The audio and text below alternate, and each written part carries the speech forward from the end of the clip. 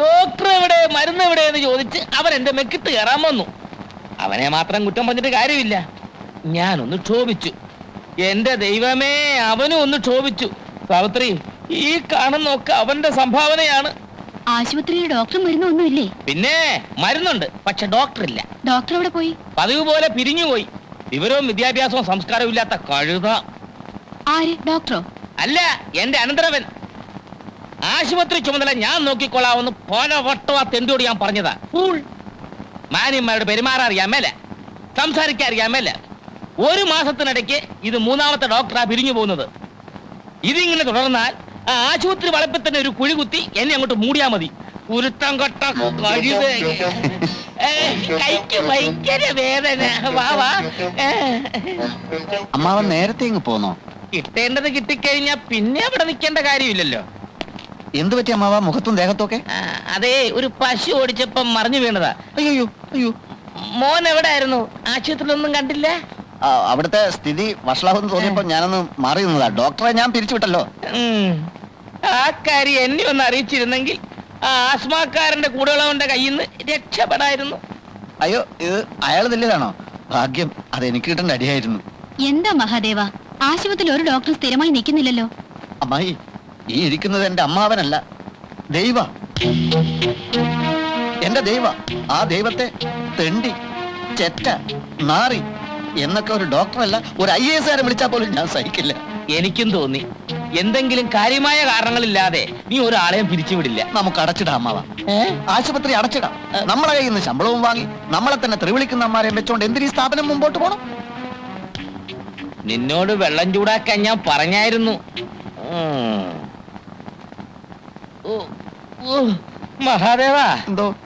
ആ ആശുപത്രിയും അവിടെയുള്ള സ്വത്തുക്കളും നിന്റെ അച്ഛൻ നിന്റെ പേർക്ക് എഴുതി വെച്ചിരിക്കുകയാണല്ലോ. അപ്പൊ നിനക്കത് അടച്ചിടുകയോ തുറന്നിടുകയോ എന്ത് വേണമെങ്കിലും ചെയ്യാം. ഞാൻ നിന്റെ ആരുമല്ലല്ലോ. അച്ഛനും അമ്മയും ചെറുപ്പത്തിലേ നഷ്ടപ്പെട്ടു പോയ നിന്നെ പൊന്നുപോലെ പോറ്റി വളർത്തിയ ഞാൻ നിന്റെ ആരുമല്ലല്ലോ.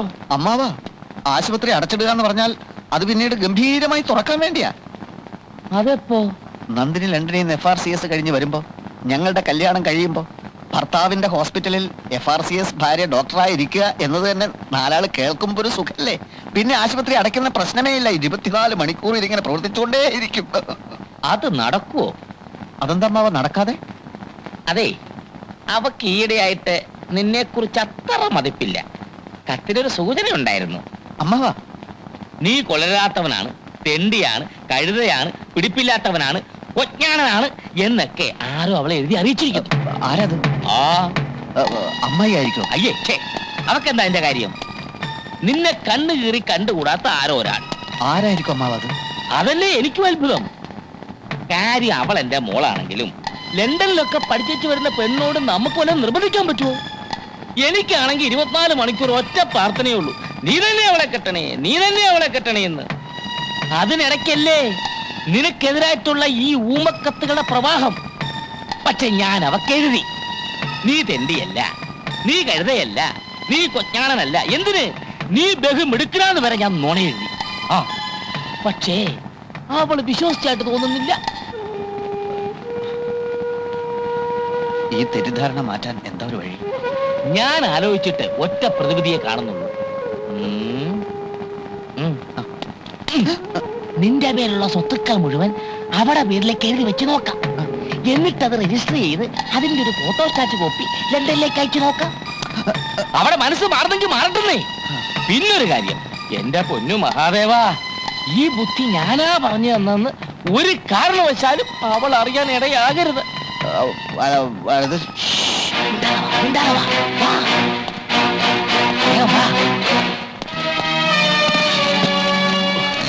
എത്ര കാലമായി എഴുതി വെച്ചിട്ട്.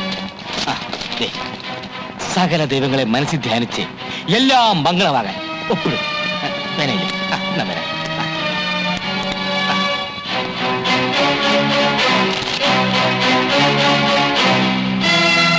വെള്ളം ചൂടായി.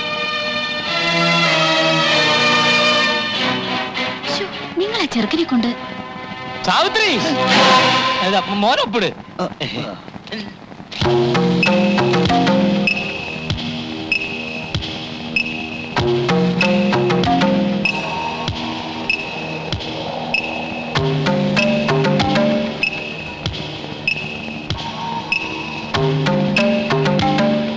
ഒപ്പിടും മോനെ.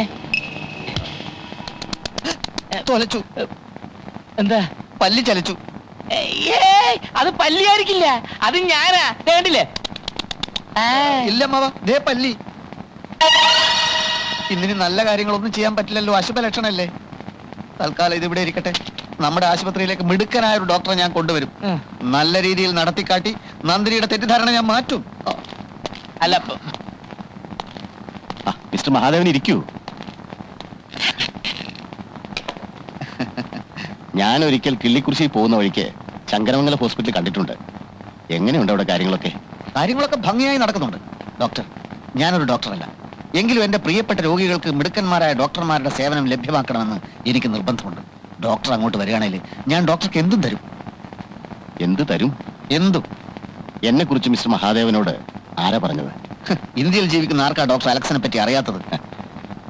അതിരിക്കട്ടെ, ഡോക്ടർ ജോസഫ് മാത്യു എന്തുകൊണ്ടാണ് അവിടുന്ന് പോയത്? ഡോക്ടറോടായതുകൊണ്ട് സത്യം പറയാതെ തിരിച്ചുവിട്ടതാണ്. Is it? കാരണം? മറ്റുള്ളവരെ പറ്റി കുറ്റം പറയുന്നത് എനിക്കിഷ്ടമല്ല. കേൾക്കാൻ എനിക്കാഗ്രഹമുണ്ട്.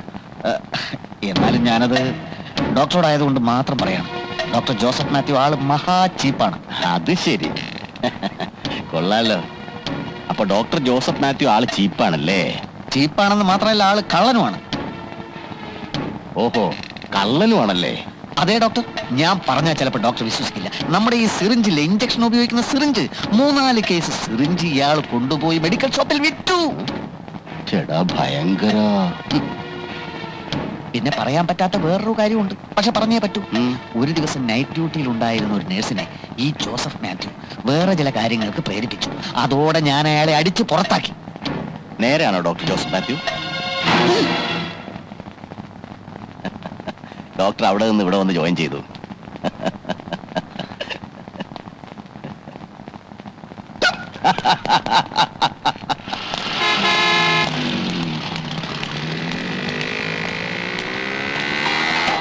ഹലോ,